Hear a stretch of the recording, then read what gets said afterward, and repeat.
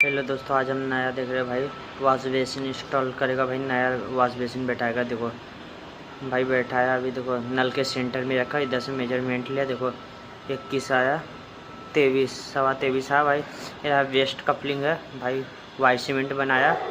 Waste coupling में paste लगा रहा है साइड साइड से कि मजबूती पकड़े तो पानी लीकेज ना हो। देखो भाई लगा दिया, अंदर भी लगा रहा है बेसिन के अंदर। देखो लगाया भाई, वेस्ट कपलिंग अंदर लगाया। देखो इधर से नट चढ़ाएगा, बाहर वाइट सीमेंट लगा रहा कि मजबूत पकड़ जाए, हिले ने। देखो भाई जब तक नट चढ़ आ रहा है देखते रहिए आप लोग, पक्का से टाइट कर दिया भाई। देखो ये रहा, फ्लेक्सिबल पाइप लगाया अपना।